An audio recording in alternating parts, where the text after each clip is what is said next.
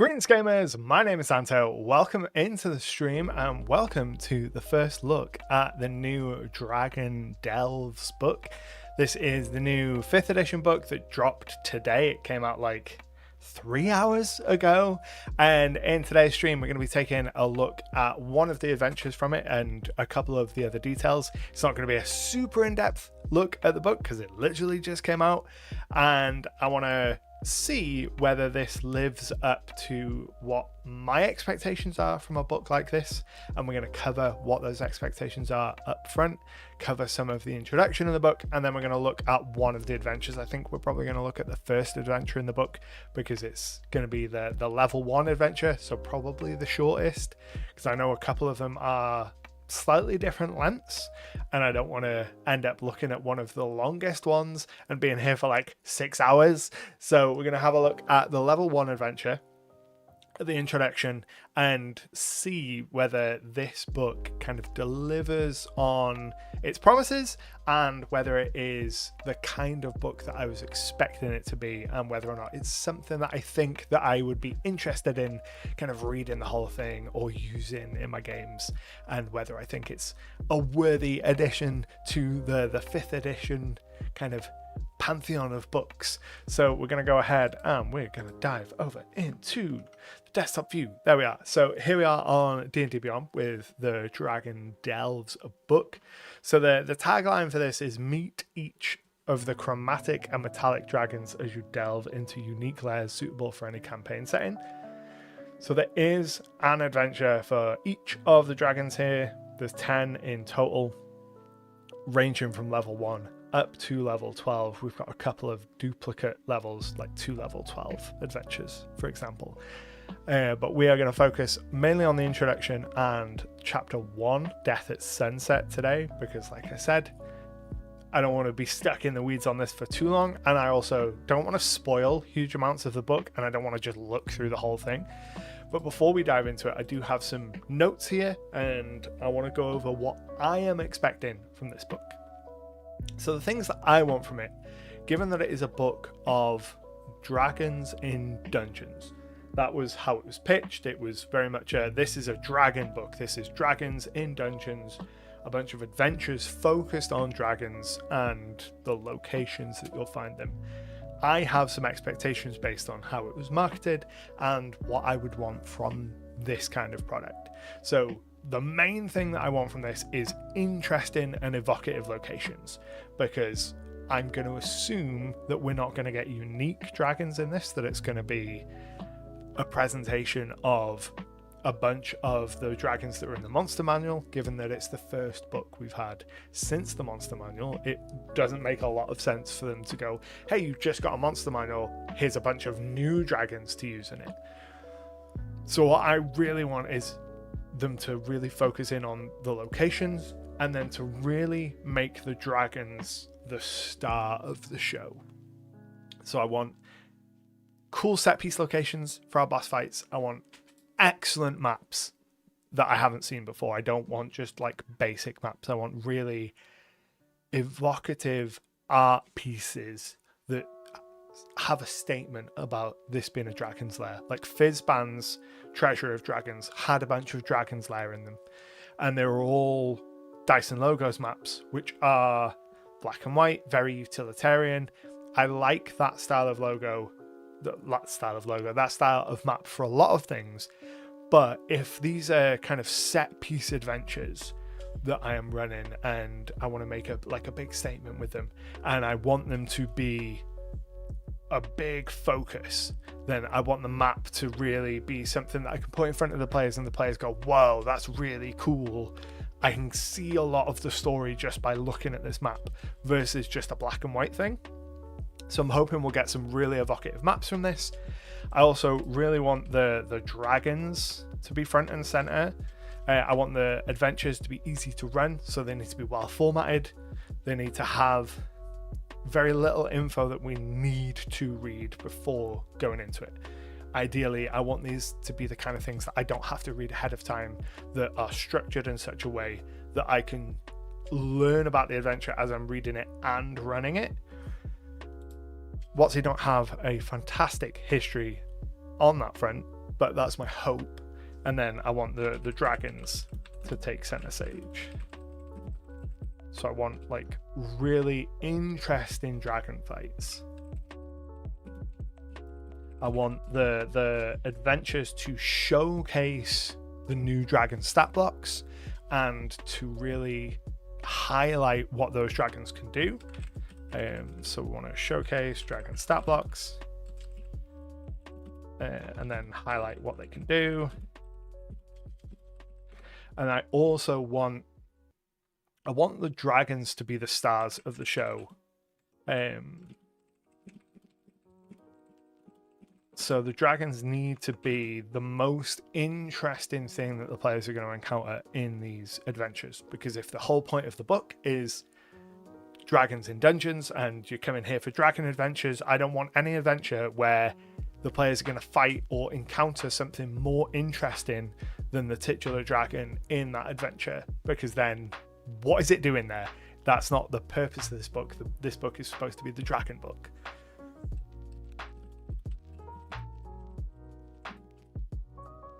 Which means any kind of supplementary monsters that we're going to encounter throughout the course of the adventure need to kind of like serve the dragon being the main draw, and they also need to not detract in terms of the narrative. So that is what I want from the book. I've got some sections to make notes as we go through of anything interesting that I find, and then we can dive in. Hello there, Raf. How are we? Hello to everyone out there. Get involved in the chat. Ask questions as we're going through this. Like I said, we're going to focus primarily on the introduction and the first chapter. I don't want to go through the whole book because I don't want to spoil the whole thing. And we're not going to like read word for word everything. I want to get like an overall vibe of the adventure first and maybe a bit jumping around. And then see how we go. Devil Walking, welcome in.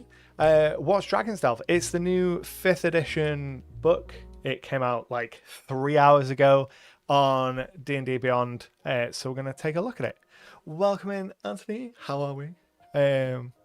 So we're going to start with the introduction. So I have skimmed through a little bit of the book to kind of get a sense of the vibe, help me structure some of my thoughts, help me structure some of my notes for the stream. But I haven't gone too in depth for this. But there is something that I picked up immediately when I was doing my kind of preliminary look through, is that there is a strong kind of sense of history in this book. If we look at the contents pages, you can see at the end of each of one of the chapters, you get a history of each of the dragons. And then in the introduction, the very first thing that you get is kind of a reminder of, hey, D&D is 50 years old. Dragons have been here from the start. This is something that's not unique to 5th edition, but it is something that 5th edition, it feels like 5th edition has done more than other editions, and that might just be a feeling kind of thing, especially with the run-up to the 50th anniversary. There's a lot of kind of, hey, look how long we've been around, kind of self-aggrandizing within some of the text that exists in the current iteration of 5e, but also throughout 5th edition. It was there in 2014 as well. It's there in the player's handbook. It's there in some of the other core books as well. This kind of sense of, hey, D&D is really old, and look at how good we are for being around for this long. And from a usability point of view, I don't care about that. It is nice to acknowledge the history of it, and I like that we'll get some. I like what they've done, some of what they've done with the history of dragons in each of the chapters. But rather than diving straight in to be like, hey, this book is the latest in a long line of like 50 years of history, I want to know what use it's going to be to me as the GM. Like, it's a really minor gripe, but it doesn't put like I would have preferred to come in this like open the book up, and the first thing I'm met with is, hey, user, here is the problem you have. You want to run cool adventures for your friends. Here's how this book is going to solve that problem. Versus, hey user, here's how cool we are for being around for this long. It's a tiny little gripe, but it comes up again and again in the books. So, like I said, there's one adventure for each of the different colors of dragons, and then section here about one-shots. I've seen that several of the adventures are specifically mentioned to be like one session adventures, or 1 to 2, or short little arc adventures, and then some advice on incorporating it into an ongoing campaign or creating a campaign out of all of these adventures. I don't know whether there would be, let's have a look. The blue dragon is the highest level dragon in all the copper, the blue or the copper dragons. So unless there's some advice here on how those dragons become the kind of big bads of the campaign. So option 2, begin the campaign with the introductory encounter of chapter 10, ending with the instructions different. That's strange that the option would be start a campaign in chapter 10, which is level 12. Or a hoard of magic items. If you have fizz bands, the hoard of magic items described in the book can provide an incentive for characters to seek out dragons of increasing power in different kinds. And then running the adventures. This is the thing that I'm most interested in, is running the adventures, like how this has been presented. So to run each of these adventures, you need the 5th edition core book, obviously.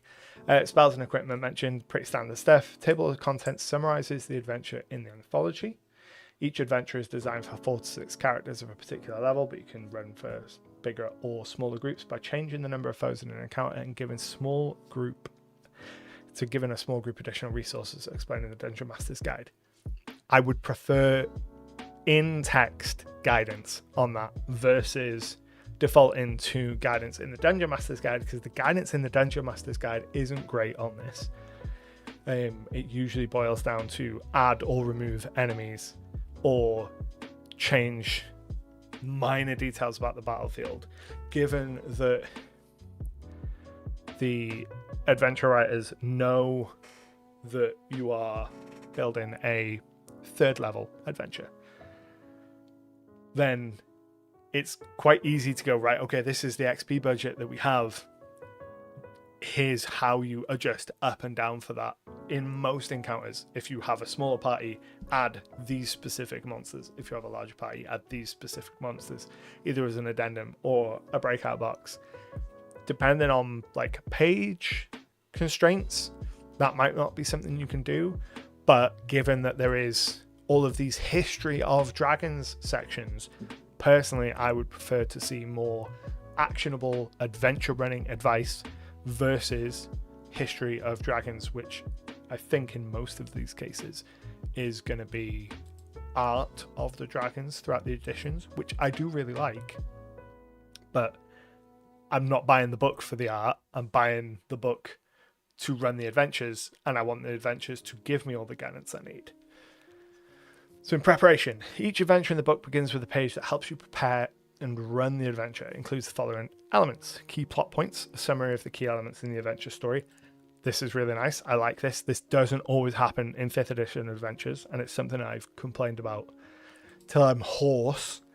Preparation, steps to get yourself ready to run the adventure, including a list of the stat blocks from the monster manual might need. Again, love that. That's really practical advice. And then key NPCs, a table summarizing key non-player characters in the adventure, their names, roles, stat blocks, and locations to help keep track of them during play. That's, in theory, a really solid prep list. It's how I start most of my adventure. Writing is to summarize the adventure as a whole, to give a list of the NPCs that are going to be there, and then go from there. Player assistance, as described in the DMG, you can streamline your role as Dungeon Master by delegating certain tasks. That's a nice thing to remind players about. And then adventures for one character. While the DMG explains how to adjust adventures for different party sizes, 3 of the adventures indicated in the table of contents are particularly well suited for play with a single adventurer. That's really cool, actually. So chapter 5, chapter 2, and chapter 9. So 12, a level 3, a level 7, and a level 12. So a nice spread there, actually. Running solo one-on-ones, that's actually really nice. I like that a lot. You don't often see a lot of adventures given specific consideration for running one-on-ones. And actually, I know I've said we're only going to look at the first level adventure, but I do want to see what the advice for running for one character is.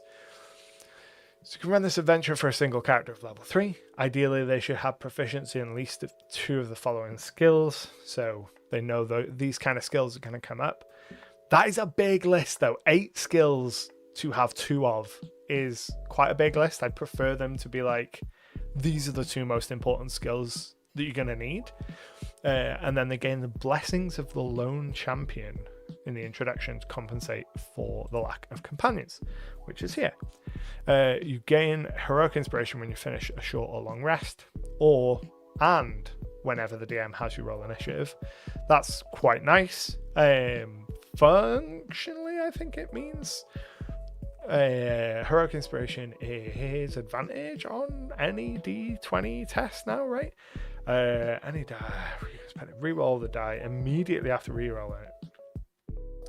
Gain inspiration and already have it. Oh, so it's more powerful than I thought. I thought it was advantage and not a reroll. That's amazing. Rerolls on death saves. Temporary hit points. You gain a number of temporary hit points equals to 10 times your level when you gain this blessing and when you gain a level. That's really nice. So you get a bump in HP and extra inspiration. And then Draconic History. In addition to the 10 adventures, this book includes special sections that feature art of each dragon variety drawn from almost the whole 50-year history of D&D. And then, it shows the dragon history section just shows you the history of the art for each dragon. It's a nice visual exploration of each of the dragons. I do really like it. I'm not annoyed that it's in there, but I fear that I will be annoyed that it's in there if they sacrifice like mechanical running for it. With things like defaulting to consult the DMG on how to adjust these encounters instead of just giving you specific adjustment options. Raph says, yeah, this ain't for me. I wish you guys a good day and night. That is absolutely fair, Raph. Not every book is for everyone. So we are going to have a look at the first chapter from the book, which is Death at Sunset. This is the Green Dragon adventure. And straight up, really like the vibe of the cover art for this. It gives me kind of Dragon Age vibes. A lot of the loading screen and kind of tarot art that is in the Dragon Age series has this sort of kind of geometric elements to it that are seeing a lot of this, and I really like the vibe of it. So this adventure is designed to fill 1 or 2 sessions of play, which is nice. It can take place in any heavily forested region. I like that it tells you what biome and where it's going to be and gives you an indication of how long the adventure is going to be. Again, I have no idea what this looks like on the page, but I imagine looking at the little elements like the little banner here and things like that, and the way that it specifies in the introduction that each adventure starts with a page talking about preparation, that this might actually be a really good book to run from in physical form, and that running from like reading it digitally you might suffer for it. But if you start the characters at level 2, skip the gathering of samples from the redwood trees in the grove and move the characters directly to the entrance of the dragon's lair. I like that there is guidance on how to adjust depending on what level you're going for.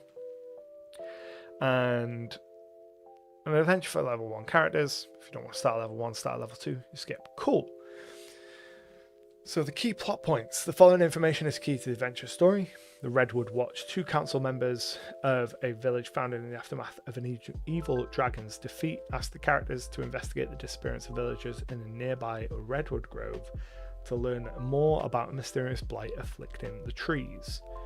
Unnatural corruption. The characters discover that the blight is unnatural. They may learn from grove denizens, including the missing elf council member, that a new dragon lurks nearby. And then the green dragon wormling. Characters learn that the corruption source is a green dragon wormling who hatched from the slain dragon's egg. Characters must confront and defeat the wormling in his mother's lair before he grows in power and threatens the village. Perfectly fine setup.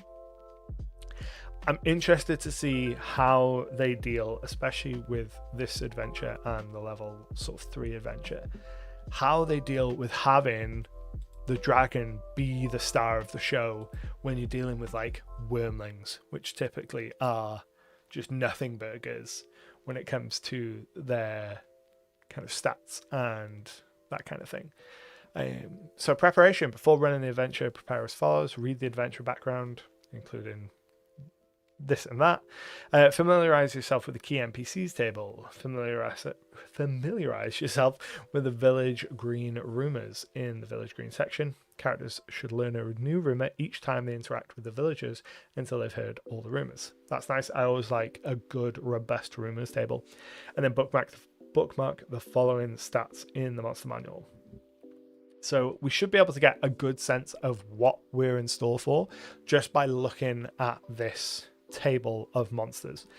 Now, immediately when I look at the table of NPCs beneath it that has the NPC's name, their role, stat block, and location, I kind of wish that it had been formatted for that for the monsters to give us an indication of when we're going to need these monsters, because this is quite a lot of monsters to bookmark all at once. And if I don't know off the top of my head when I'm going to need them, especially if I'm trying to run this without reading the whole damn thing beforehand, which is how I prefer to interact with my adventures. I don't want to have to read dozens or hundreds of pages ahead of time. I would have preferred this to have been a table of like, okay, these are the stat blocks that you need, and this is when you're going to need them. And I actually think I'm going to make a note on that.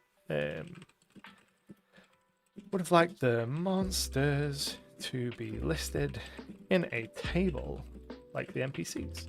And this is something that is useful information for me, both as a reader to be like, oh, actually, I would have preferred that, but also as an adventure writer, because that's not how I present my adventures. And I present my NPCs like this in a table of who they are, a description of them, and where you're going to find them. But I've never done that with my monsters. And having looked at it in another product and immediately seen how much better it would be if the monsters were presented like that, I'm obviously going to start presenting my own monsters like that, because it will make my life easier running adventures to know where in the adventure these monsters are going to appear. Now, if you're running an obscenely long adventure, you might have to like break the table up a little bit and have some monsters appear, various places. But like, I know that as I'm looking at this, like this UNT, I know that is CR3. That's going to be a big deal. Like, that is as big of a deal. It's a bigger deal than the dragon, which immediately I'm not a fan of. But I want to know where that is and why they might encounter it, and why the most powerful monster in the adventure isn't the dragon. Which again, when we go back to what I want from this book, I want the dragons to be the star of the show in each adventure, and that's immediately not necessarily what we're going to get here from the dragon not being the most powerful thing necessarily. It depends on how they use that UNT, or if there's multiple. But the blights, they're going to be in that first section when we look at the Redwood Watch and the unnatural corruption, when they go to learn about the unnatural corruption in this grove of corrupted redwoods. Can infer that we're going to encounter things like blights, maybe a dryad there, and then animals and a zombie. And then we look at the key NPCs. We've got a lost council member that they're going to find, as well as suggested stat blocks. I like getting suggested stat blocks. There we go. That's why we have the UNT. So Maralissa is Sunset is Night's devoted servant. So Sunset is Night is the child of death at sunset. So the green dragon wormling. Right. Okay. So the UNT is the servant of the green dragon. So at least they're going to appear at the same time, and it's not going to be a case of you go and find a UNT somewhere else and have a more interesting fight there than just with the dragon. But I have many questions about the setup of the adventure if you're going to be fighting a dragon and the UNT all at the same time. If we jump over into Legend Keeper, which is where I keep my encounter building table, this is from the Dungeon Master's Guide. So the party are going to be a level 1. Let's assume that we have 5 players. So a moderate encounter is going to be 375 XP. So we're looking at somewhere between 375 and 500 XP for a moderate to hard encounter, which is a lot given that the UNT is 700 XP. So the green dragon sits in our range.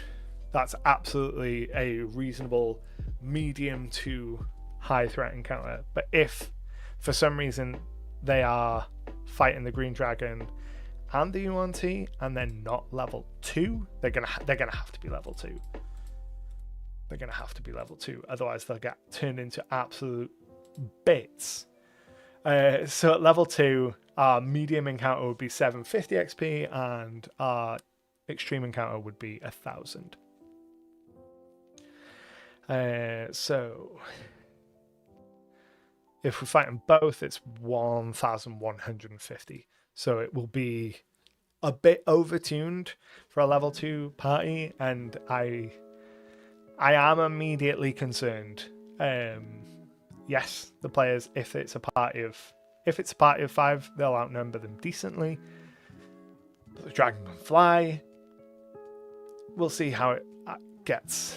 How it goes in the setup, but the Massillon is in L3, the dragon is, so they are in different sections,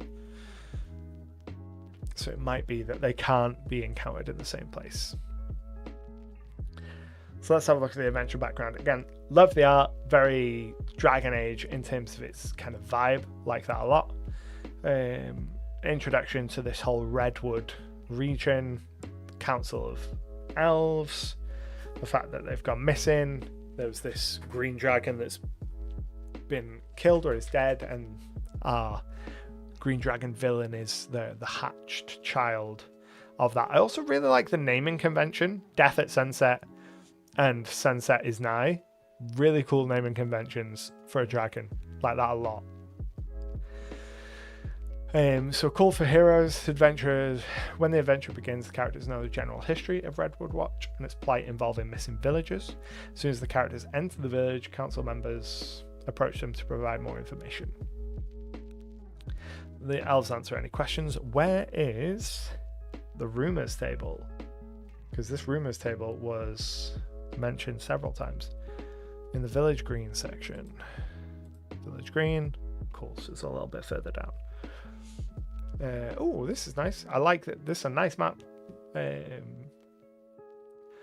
they might want to spend some time getting to know the villagers. So this is Redwood Grove. This is our first encounter region. And Village Green, rumors. So we've got 6 rumors. 3 bandits were robbing folks on the forest edge a while back. The bandits are dead, but their animated corpses are in R7. That's funny. Dragon's curse is woods when she died. We need to leave before the curse kills us. There's no false. It's false. I like that it gives you the true or false of the rumors. That is nice to know as the GM. Sure, you can decide to change that, but I do like, as the GM, to be given a canonical kind of either way, so that if you are running this and you don't want to have to make those decisions yourselves, you don't have to. Don't wander in the trees. Evil trees grow. Partially true, the dragon's influence has encouraged the growth of forest blights. Remember who died fighting death at sunset? No one ever found her sword. Leaf Warden. It's probably still in the dragon's lair. It's part of the dragon's hoard. Very nice. Strange man in the forest with green skin and hair made of leaves. I think he's a forest spirit. Partially true. A dryad has moved into R3 and might help the characters. Dragons can come back from the dead as awful abominations made of animated bones. Death at sunset was probably too wicked to die only once. Partially true. Draco Liches exist, but death at sunset isn't one. Now, I like this rumor in particular because I have looked through this adventure a little bit. If we jump down to the lair, again, lair map, very nice, but you can see that there is the skeletal remains of Death at Sunset's body in this lair. So I like the idea of them hearing the rumor that dragons can come back from the dead, and especially if you've got a party with players who are familiar with D&D and who've played before, they'll know that that is an allusion to Draco Liches, and they'll be like, we are level 1, we are not high enough level to fight a lich. And then they'll get to the end encounter, they'll see the bones of a dragon, and hopefully they'll have that moment of, wait, are we actually about to fight a Draco Lich? And then the Wormling comes out. And I think that actually might undermine that particular rumor a whole bunch, because the thought of this being perpetrated by a Draco Lich, and instead the big bad of the adventure being a Wormling, does kind of undermine that quite a lot, because I think the threat of an undead dragon is much cooler than the reality of like a dragon baby. But yeah, it depends on your group and how you play it, how it lands. But I think that taking this core concept of, you have this area in which there was a dragon that was killed, and now there's all this strange stuff happening, and it is actually the dragon has returned to life, and running this at a higher level where Death at Sunset is a Draco Lich would be quite cool. And is there any... I don't think there's any advice on running this adventure or any of the adventures at different levels, which is disappointing. Even if it was just a paragraph being like, if you want to run this at higher levels, just increase the age of the dragon, or hey, we've mentioned the fact that there's rumors of a Draco Lich within the text itself, maybe that is the case, in which case bump the recommended level for this adventure up to whatever it is. I would have preferred to see that, so I'm going to make a note of that as well. Would have liked to have seen guidance on running the adventure at all levels. Would like concrete advice on adjusting encounters for smaller or larger parties. And that running encounters for smaller or larger parties thing, That could mostly be handled in the introduction of the book by setting out how the text is going to deliver that, by being like, right, okay, anytime we tell you what the monsters are going to be, we're going to deliver that information as like 3 to 5 blight twigs. And if you're running with fewer than the recommended number of players, you run 3 blight twigs. If you're running with more than the recommended number of players, you run 5 blight twigs. Something like that. And then you tailor your numbers based on that expectation of here's how many you're going to run. And it gives the Dungeon Master a little bit more concrete information on how to dial things up or down. Because then when you run your first adventure, say you run 4 blight twigs and the players get absolutely leathered by that and they really struggle, where you go, okay, cool, so I'll just use the lower number in all of the rest of the encounters, and I know that straight away I'm like making things a little bit easier for my players.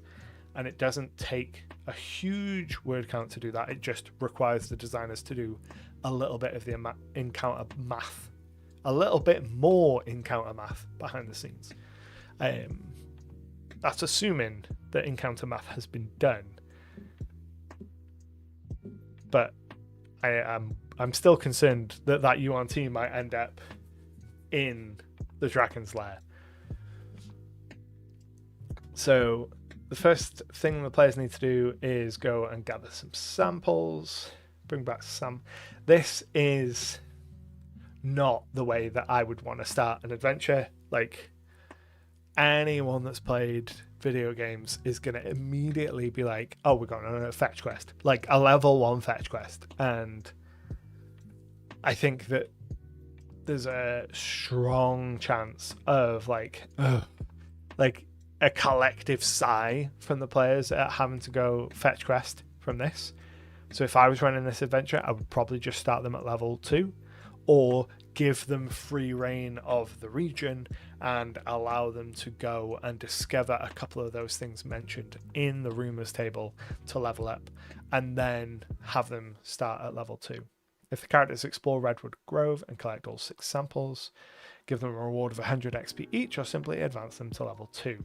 They should be level 2 before entering the Dragon's Lair. Right, let's go back up to here, because I want to know where the UNT is. L3. That is the lair. So the UNT is in the lair.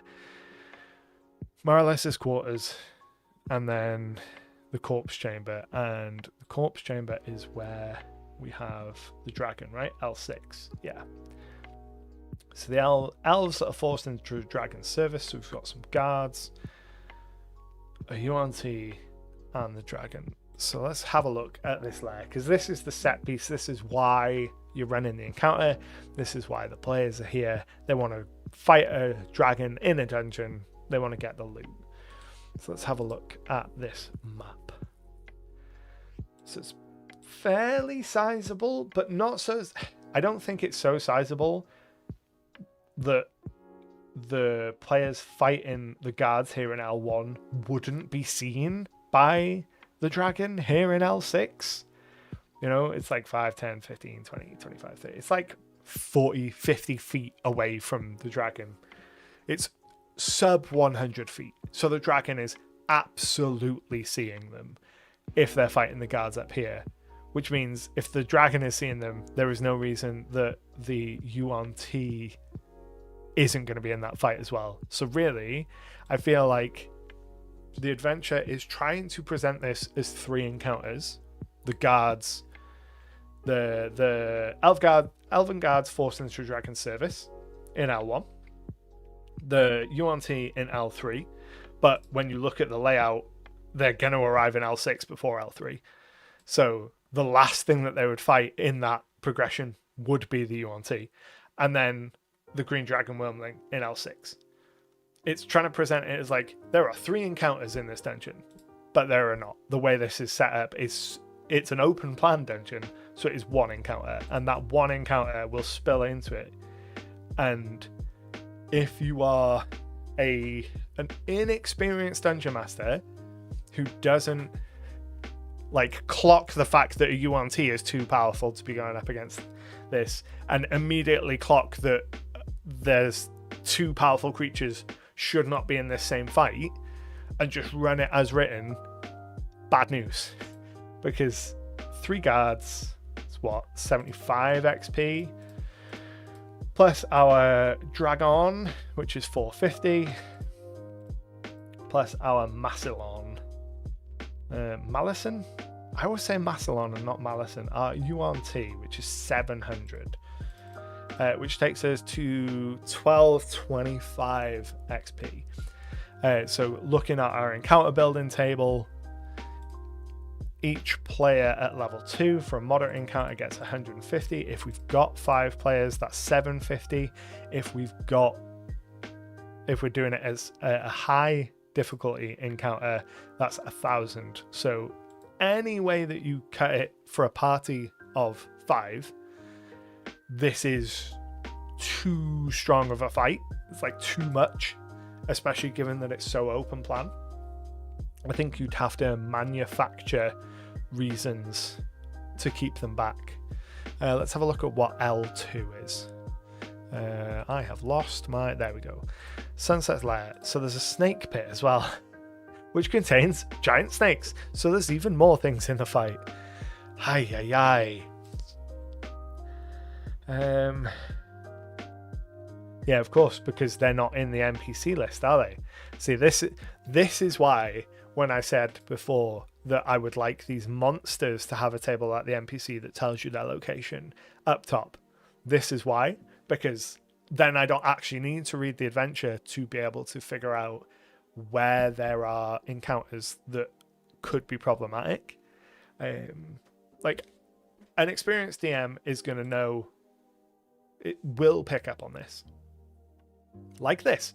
And go, cool, probably don't want to throw all of those monsters into such a confined space with open sightlines where they're naturally going to end up getting into the same encounter, because the players will get absolutely eviscerated.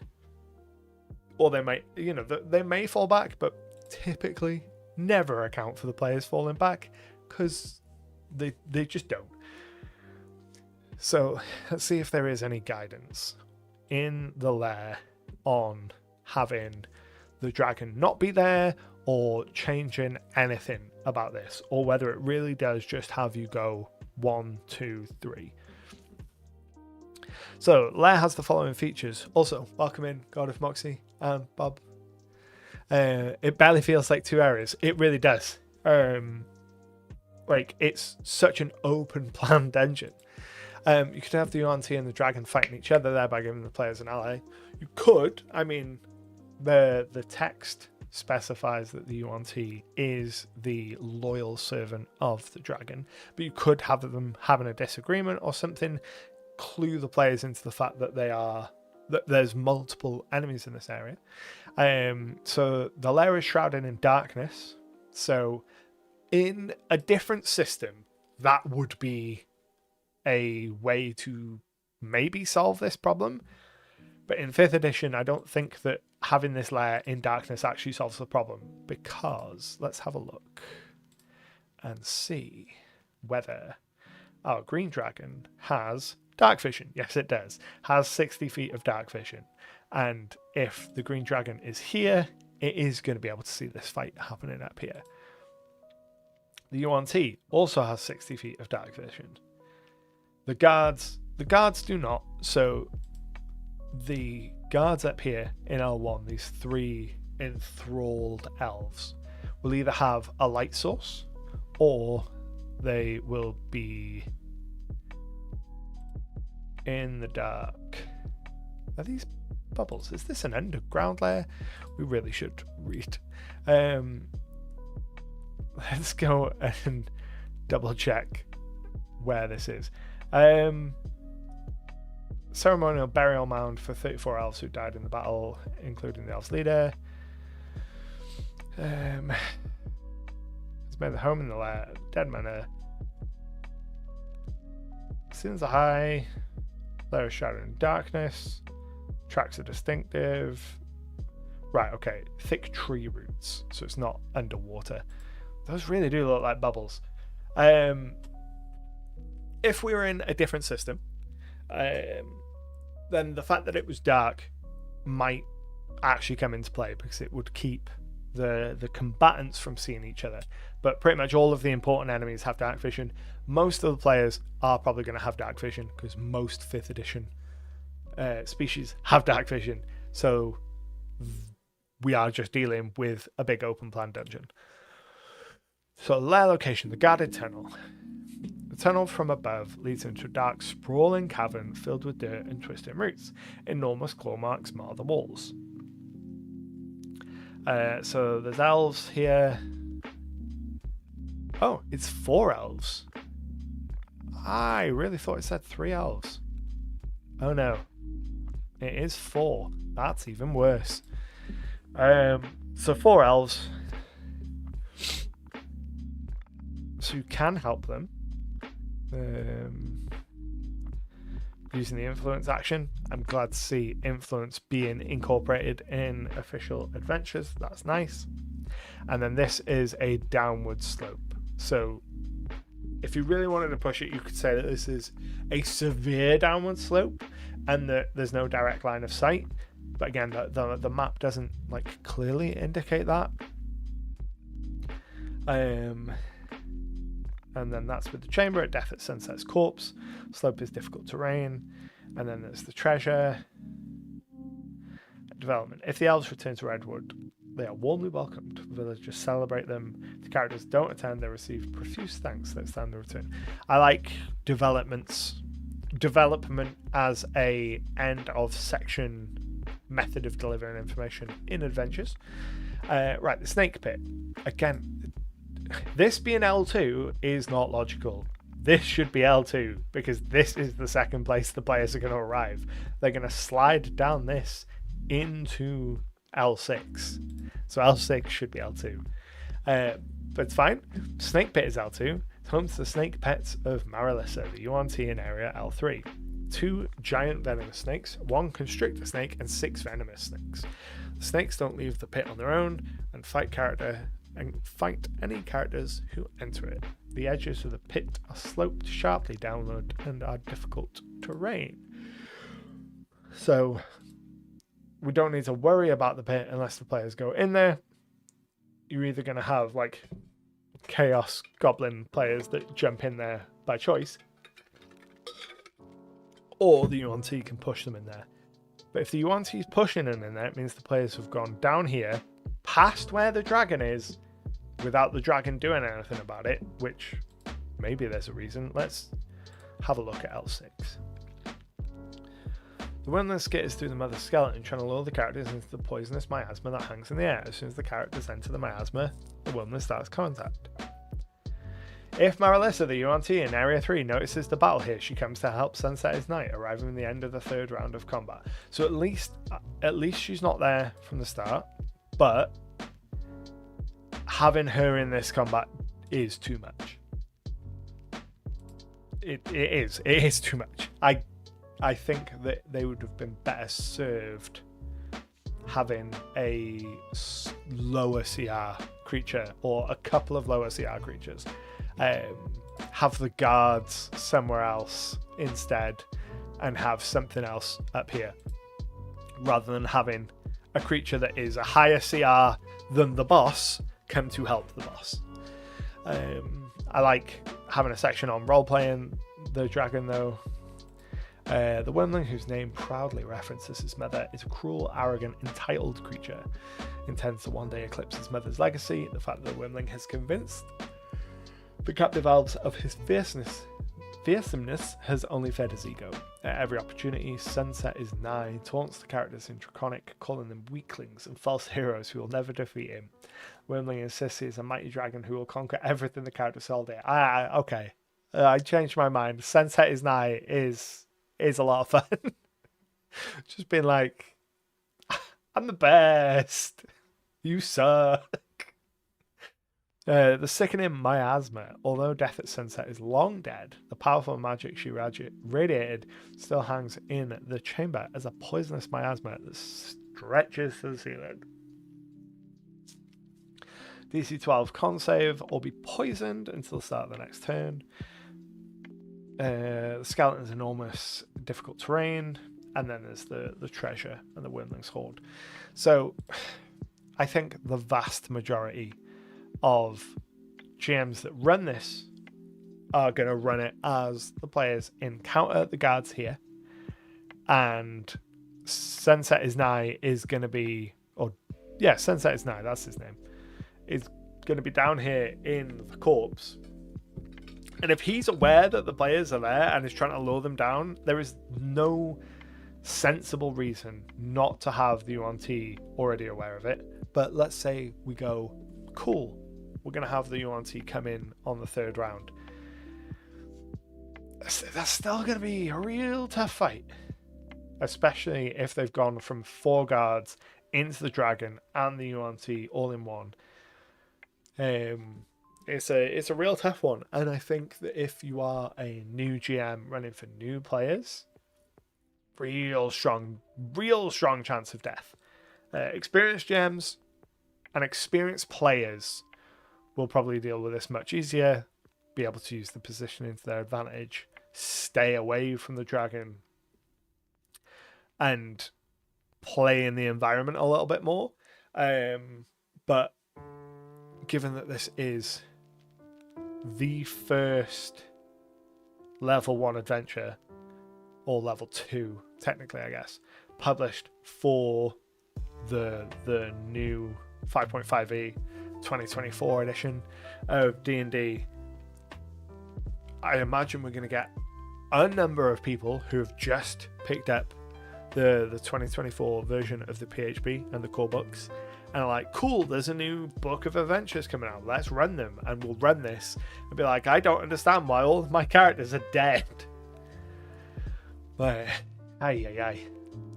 Bob says, therefore, he's only going to combat if the players initiate. Otherwise, I see Sunset as taunting as he deems them too weak to fight. Yeah, it specifies the combat starts if they enter the miasma.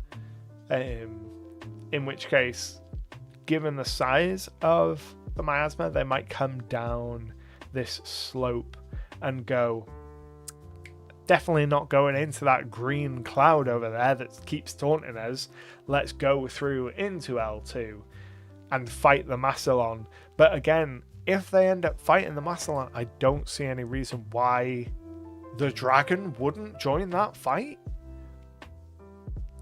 So let's read the Massillon's quarters. The UNT. Oh, just a full-on snake dude. Sick. This is Marilissa, a UNT and a venomous snake. So it's not just a UNT, it's an extra 25 XP on top of that. Great, cool. Marilissa was passing through the grove when Sunset is Nigh hatched 5 years ago, feeling draconic magic seep into the forest. Marilissa believed she was destined to serve the Wyrmling and the terrible beast he will inevitably become. She is the Wyrmling's most dedicated servant. If the characters arrive in this area and haven't killed Sunset is Nigh, Marilissa is indifferent towards them and asks why they're here. The characters express any ill intent towards the Wyrmling, which they're almost certainly going to do. Marilissa and her pet become hostile and engage them in combat. Marilissa fights to the death to protect the Wyrmling. Flint, this is in physical in like 2 weeks, I think. D&D Beyond gets it I think D&D Beyond gets it 2 weeks ahead of the physical release, depending on where you are in the world. If you're outside of North America, it could be months before the physical books turn up, because that's how it's been with a lot of releases from WotC in the last couple of years. And I can't remember whether it's this one or Eberron that has been confirmed to be delayed outside of North America. But it'll be out in North America physically in a couple of weeks. So as an influence action, the character can lie to Marilissa about the purpose and make a deception check. On a success, she'll believe them, and she lets the characters pass unharmed. Although she notices the characters fighting any other lair denizens, she'll enter the fray against them. characters tell them they have killed the wormling, she forgoes any conversation, and she'll savor killing them as retribution and begin combat. And then the root cellar has more monsters, a vine blight and a twig blight that remain motionless here until a character ventures more than 10 feet into the area. The blights then advance towards the characters and fight towards the death. Because this is such an open map, there's so many chances for this to cascade into terrible, terrible things. Like L5, the centipede infestation. 2 swarms of insects and giant centipedes crawl across the walls. They fight any creature that moves within 5 feet of the north or south wall in this area. L5. So, the characters come down here, they slide down the slope. There's the dragon here, and let's say you kick off the combat with the dragon, and then it's a big open space, so the players are moving around a lot. From the 3rd turn, if not before, the UNT and her snake buddy are going to come from down here. If one of the players runs down in this little section of L4, then they're going to drag in vine and twig blights. If they run up to L5 and around the corner, they're going to drag in the giant centipedes. If they go to L7, that feels like it's been mislabeled. Because L5 looks like it should be the horde, and L7 looks like it should be the... That's absolutely been mislabeled. Because you can see the centipedes on L7 there, and the horde is L5. So L5 should be the horde, and L7 should be the centipede infestation. That's not great. Hopefully that'll get errated out. So the map is labeled incorrectly. Regardless, if they run over towards what is marked as L7, they're going to drag in centipedes. If they run down to L4, they're going to drag in blights. From turn 3 onwards, they'll drag in the UNT, unless they move into her sight and she sees them fighting the dragon, in which case she'll run into them. And obviously, as the Dungeon Master, you can choose for any of these things not to happen. That goes without saying. My issue is, given that this is a level 1 adventure, I'm coming at this from the point of view of new Dungeon Masters and new groups playing this, who won't have that just innate gut check that happens as you get more experienced with the game and with running the game, to know that, oh, it says that this happens, but I know that if that happens, bad stuff is going to happen, so I could just have it not happen. I've seen time and time again new Dungeon Masters reading through adventures, and the players do the triggering thing, and they're reading the adventure and they go, oh, the book says you've done this thing, so this triggers, so this is now what happens, because they trust the text. Because of course they do, because that's the purpose of the text. So I envision Death at Sunset's Lair being the death place of a number of level 2 characters, if the Dungeon Masters aren't very careful. And I think that's my biggest problem with pre-written adventures in general, with WotC's pre-written adventures in general, is that there isn't a lot of guidance on, here's how to stop a cascade. Like, you've made a mistake, the text has made a mistake, something has gone wrong, here's how to reel it back. Like, as an additional thing that I think just all adventures should have. We're learning a lot about actually what I think is important in adventure design here. I do just wish that there was a here's how to stop the worst case scenario, and I think that is worth its own separate thing. So the monster tables is like definitely a thing that I would like to see incorporated in all adventure design. So general adventure design notes. And then something like advice on stopping the negative cascade. So just something in Death at Sunset's lair, like just a part at the start where you've got lair features, you've got lair locations. So before the lair locations, so after the features, so lair features, and then running this location, and then just some general advice of if at any point you feel like things have gotten out of hand, just assess, and here's some specific advice on how to dial things back based on the actual location. So in our case, it's here are all the monsters that are going to be in this location. If at any point you feel like things are getting out of hand, any monsters that are on this list that you haven't deployed, do not deploy them. Even if the book tells you to, don't deploy them until the players have kind of like gotten their footing. If you feel like something has gone wrong, because that is the problem so often that GMs, new GMs especially, come up to a point where they feel like they've veered off the text, or in some cases it might be the text has guided them to a place that is going to get their players killed. And once they've kind of gone over the edge, they have no idea how to come back from that, and they don't have the tools, they don't have the experience, they don't have the intuitive knowledge of how to pull it back from the brink, which only comes when you fail to pull it back from the brink multiple times, or the book tells you, the text tells you, hey, look, bad stuff is going to happen here. Here's how we can walk it back and stop the bad stuff from happening. And just in general, I would like to see a lot more of that in adventure design.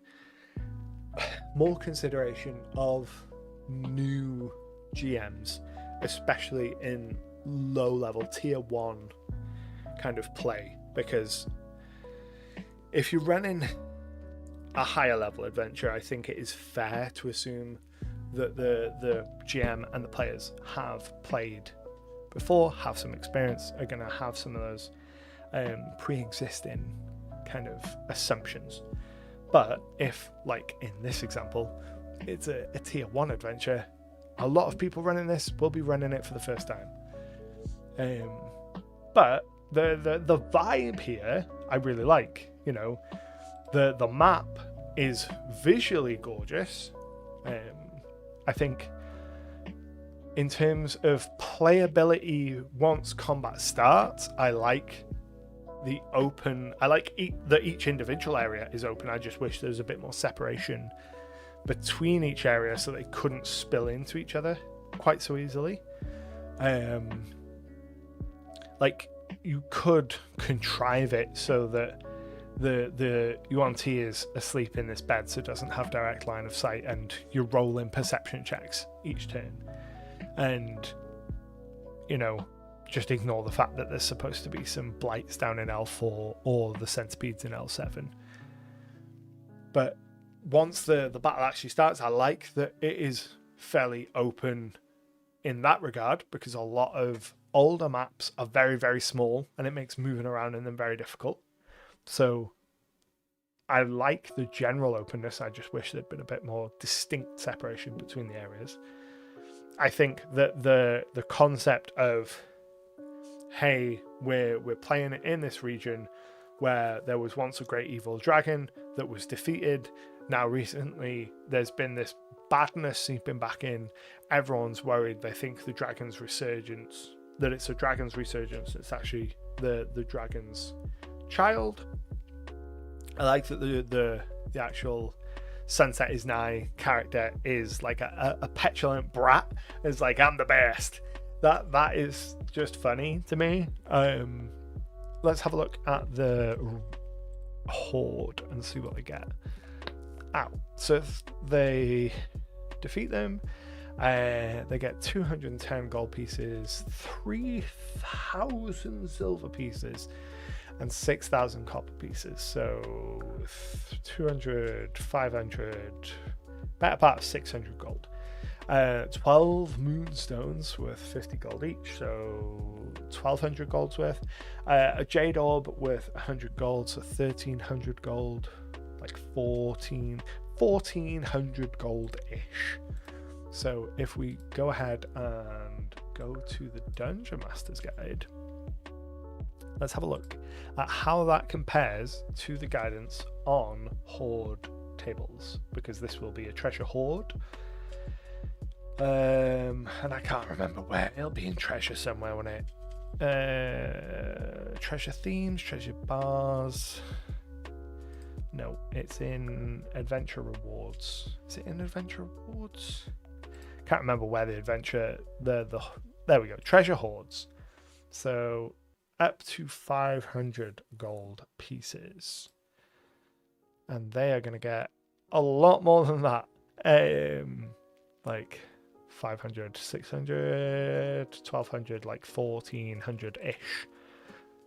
So they're getting a lot more gold than is typical for a treasure hoard at that level.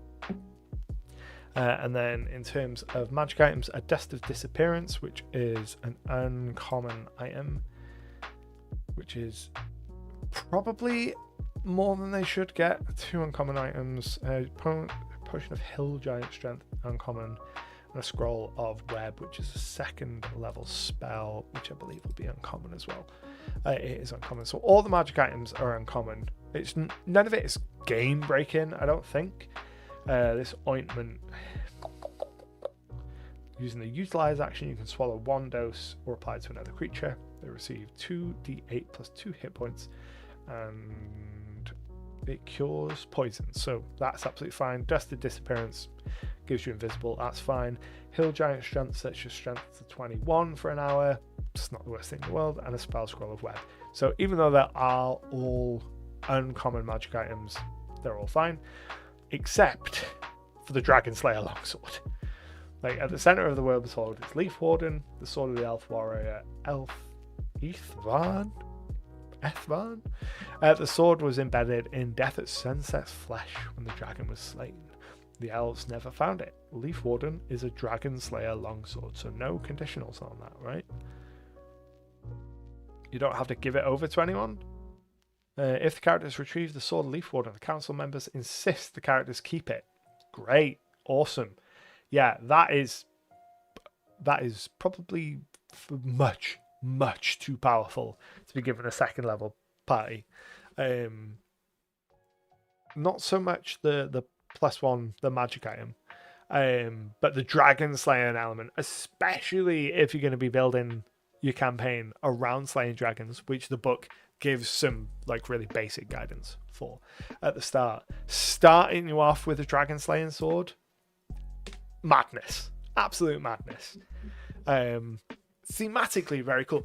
I get the impression that this adventure started life higher level than it is, and that it was toned down at some point because the treasure, the gold value is higher than it should be for a 0 to 4 party.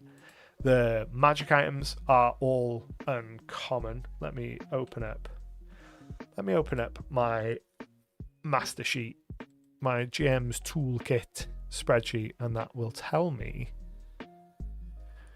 everything I need to know. So if we go over to the Dungeonomics tab, so yeah, you do start getting your first uncommon items at 2nd level.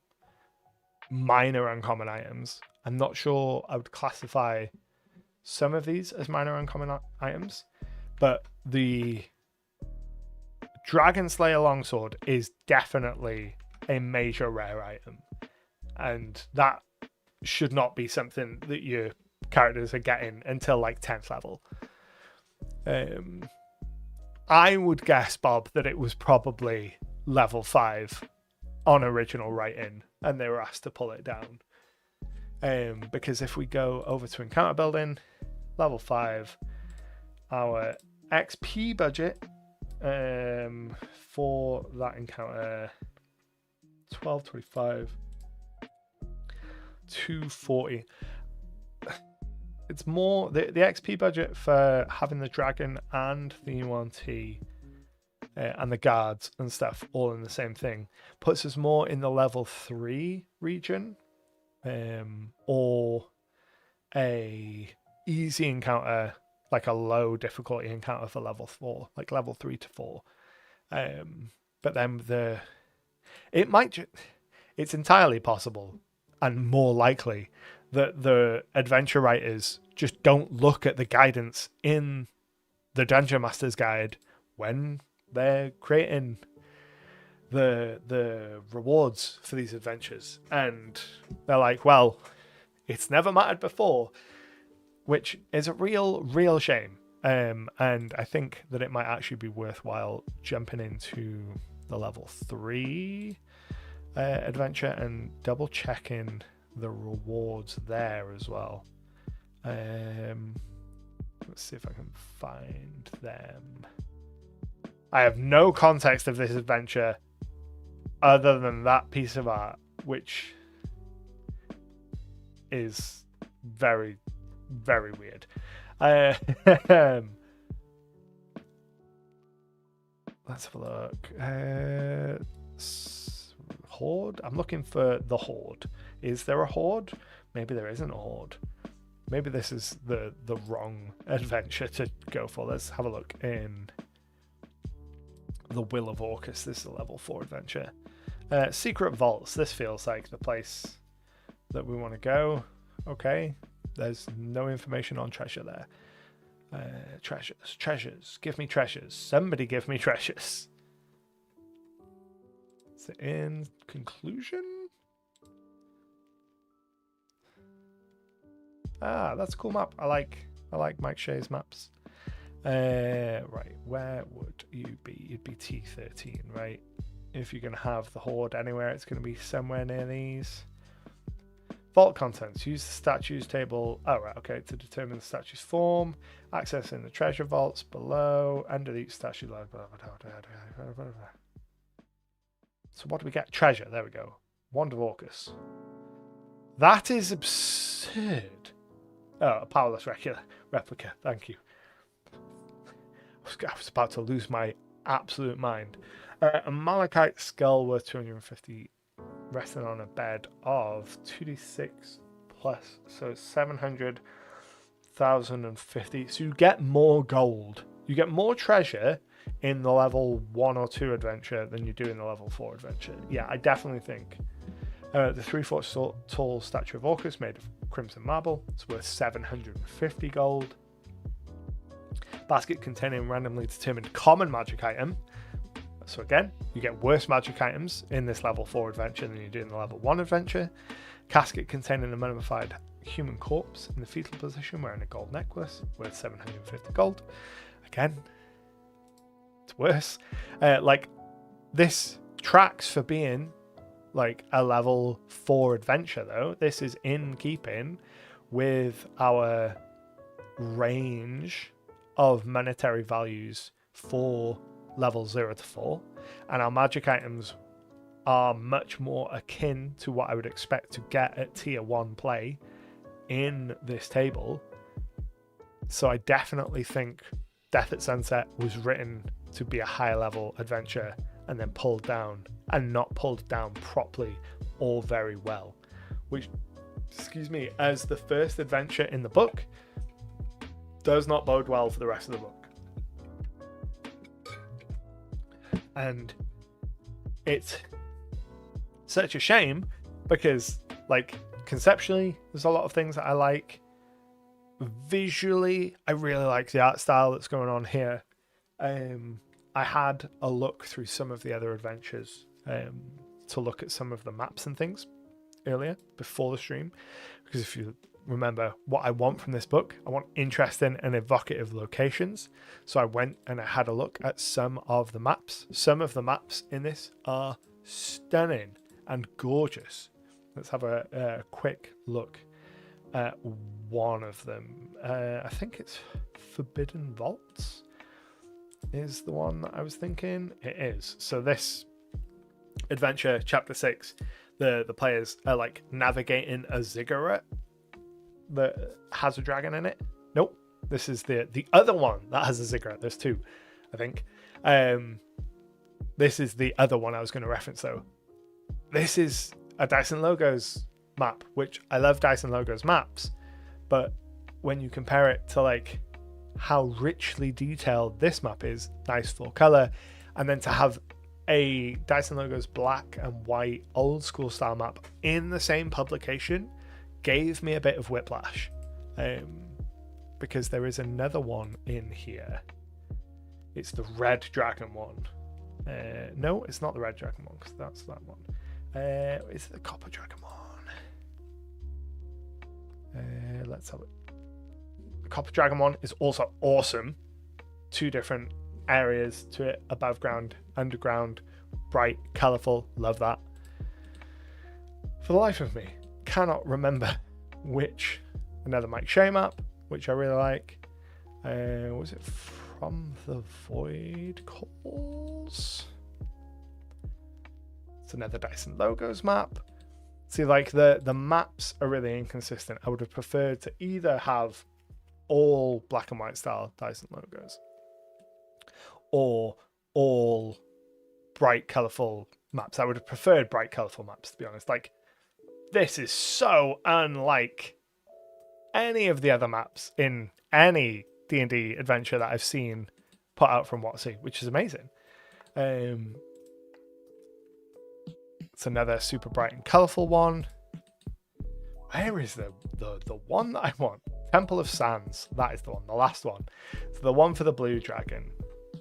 That's a sick piece of art. I love that. The disparity between the maps, like, it doesn't feel like a cohesive product. Like, I would prefer to have all full color maps versus some of them being the black and white style, because it just gives me a little bit of like style whiplash. But the level 1 adventure having like really disproportionate items. Where are we? Death at sunset. There we go. Really disproportionate loot and really disproportionate items doesn't fill me with confidence for how the rest of the book is going to handle it. I mean, I'm aware that chances are every single one of these adventures had a different team working on it in terms of principal writing. There's probably 1 or 2 editors that worked on like refining the whole vision. But the designers, this team was probably working on a bunch of different options. And I wish that they would use the numbers from the DMG, because a new Dungeon Master is going to come to this with some expectations from the books that they've read, and the Dungeon Master's Guide being the principal one. You know, that is their Dungeon Master Bible, that their tome that kind of lays out the fundamental laws of their universe as a Dungeon Master. That's like, here is how shit works. And if the Dungeon Master's Guide is like, here is how much gold you should be giving your party in a treasure hoard, like an average of 500, like maxing out 800-ish. And then the very first adventure that they run is like, it's like 1,200 gold's worth of stuff and a rare item that your players absolutely should not be getting until like level 10. It's going to throw everything off kilter, and it just bugs me. It really bugs me, because I think that the conceptual ideas that are going on in here really good. I think that the starting section, this key plot points, the preparation section, that should be on silent. That is a concern. Should be on silent. All of that is much better than a lot of what we've seen previously. But then to have it be so off the mark with the balance of the encounters, and so off the mark with the kind of rewards super underwhelming. I mean, I am gonna go and read through maybe not all of the other adventures, depends on how much time I've got, but I do intend to look through most of the other adventures and like read through the rest of the book, and then make an actual more thorough review video of the book in a couple weeks time for the actual like physical release. But my first impressions are it improves on some of the way that WotC has presented their adventures in the past, but still is missing the mark in the ways that they have consistently missed the mark for a decade. And really by now there is no excuse. Like, you have this guidance, you should know how to use it. Like, you have all of the numbers for encounter building, and you have all the numbers for providing rewards. There's no reason a published adventure from WotC should be so outside of the average for that. I can understand them being like a little bit above average, or if it is at higher levels. At higher levels, like, discrepancies don't matter as much, but at level 1, the threshold for error is much, much smaller. Like, you throw an encounter at a party at level 1 that is too big, that party's really going to suffer. At level 5, not so much. They've got a lot more hit points, they're a lot more survivable. You've got more time as the dungeon master to realize, oh, I've made a mistake, and reel back some of that power. Whereas at level 1, by the time you realize this encounter, or at level 2, by the time you realize this encounter is too powerful for what I've put in front of my players, they're going to be bodies. So I think that it is very disappointing to see some of the like common 5th edition complaints still happening in these books. I'm not surprised, because like I said, we've had 10 years of published adventures that have been like this. But I was hoping that with the refresh of the rules that we would see like a tightening of the technical element of the writing. And I don't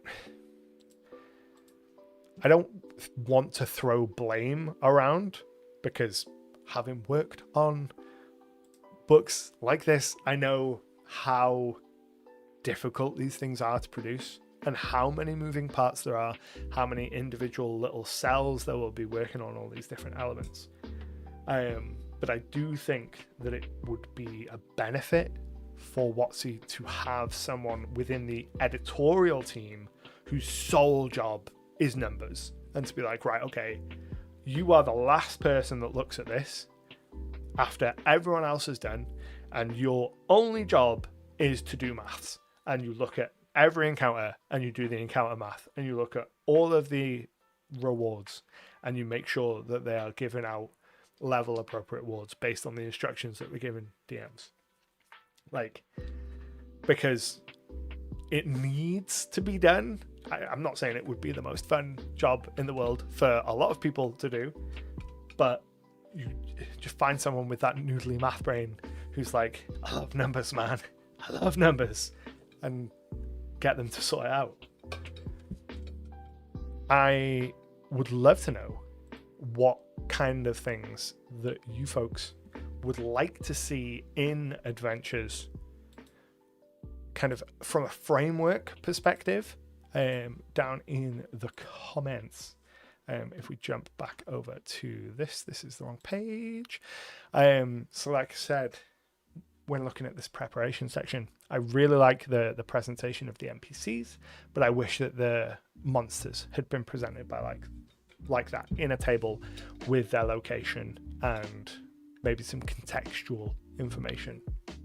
And that's something that I think that I will probably start to do in written adventures going forward, because as soon as I realized that how useful it would be to me, I was like, I can't believe I've never done that before. Similarly, having those kind of like inline text elements that tell you how to adjust encounters based on the number of combatants there are, based on party size, is just something that you can do. It's not wildly difficult to do it. Just a little, especially even if you don't do it for every encounter, just having it for your principal encounters throughout the adventure. So something like this. We have the encounters inside the Death at Sunset lair. Those are the most important ones, so those are the ones that we want to focus on. But then in Redwood Grove, there are a number of encounters here, I believe, with some vine blights and some dryads. So particularly the vine, the blights that are in this region. So where are they? I actually don't know if there is that many. There's a bunch of NPCs knocking around, but there might not be that many. There we go. The Muddy Bog, R5. So 3 mud methods hiding in the mud. It's not hard to have an additional line of adjustment dialogue here to be like, if your party's smaller, here's how many mud methods there should be. If it's larger, here's how many mud methods there should be. Or include additional monsters. These specific additional monsters. You know, I would like to see that incorporated more in adventures so that a DM that comes to this adventure and does just want to run it as written without having to read the whole thing start to finish. Because that's my big thing, is that I really hate having to read these things start to finish before even considering running them, because it is such a waste if you decide that actually no, this adventure isn't for me because of like the vibe of the adventure, or more disappointingly is this adventure isn't for me because it's a poorly written adventure. Like, I would much prefer the adventure to be set up in such a way that I don't need to read it from start to finish. It's always my goal when I'm writing adventures. And I would just like to see more of that incorporated into 5th edition adventure writing from WotC. But I think that about covers everything that I want to see, that I want to look at in the first look. For the most part, let's check out the conclusion and the history of Green Dragons to kind of top off the first chapter, and then we'll call it for the night. So our conclusions: when the characters defeat Sunset is Nigh, they return to Redwood Watch. The villagers are overjoyed. Council hosts a party. The rescued Armin from the Grove, the other elves from the Dragon Lair, they're in attendance and lead cheers and songs. Council members offer them hospitality. With Sunset is Nigh defeated, the corruption lifts from the forest, the spirits quieten, the stream is no longer poisoned, the blighted trees and the foliage heal, and the surviving wicked creatures disperse. The characters retrieve the sword, the council members insist they keep it. If the characters defeat the dragon, each of them earns an additional 400 XP or advance them to level 3. That's all fine. I would like, given that the start of the book mentions running the adventure and kind of creating a campaign, it would have been nice for these to be designed as one-shots that could link together. So this conclusion section, it would be nice to have a breakout box. It's like, if you're running this as a campaign and you've run Death at Sunset, here is how to tee up the next adventure in this book, whatever we decide that the next adventure is going to be, because I've already forgotten what the next adventure is,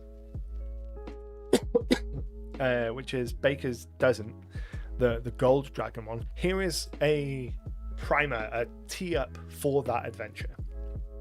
That would have just been a nice little thing, but that's not what we get. Instead, we get the history of Green Dragons. So we get a little description of when they first appeared, and then some of the archival art from previous editions of Dungeons and Dragons. Now, this is something that I do like, but I do think that if I had to choose between getting some of these historic pieces of art or getting a more functionally runnable adventure, I'm always going to choose the functionally runnable adventure. And I think this especially, the Green Dragon page from the Dragonomicon. Anytime WotC releases a dragon book, you get people that are like, this book is never going to be as good as the Dragonomicon. And every time they're right. The Dragonomicon was like the pinnacle of dragon books. And it is funny to see it so explicitly referenced in another dragon book, because all of those diehard Dragonomicon fans that are like, just reprint the Dragonomicon, are going to be like, well, we really got monkey's paw here, didn't we? And then some artwork from Magic Cards.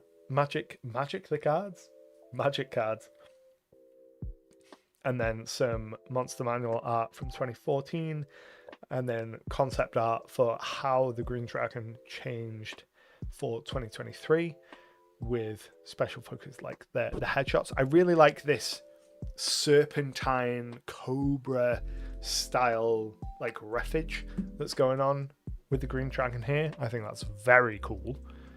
It's not super evident in the Green Dragon artwork that is in the Monster Manual. This is a really nice piece of artwork, but it, like, this element of the dragon's head, I think is the most interesting part of the new Green Dragon, and you really can't see it in that particular piece of art.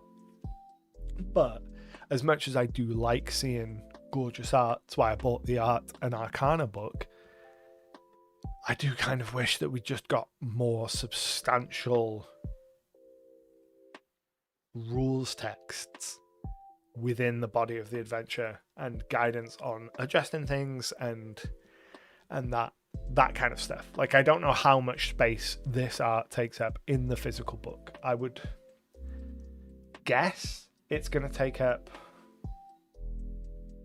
maybe 4 pages. Maybe it's 2 spreads.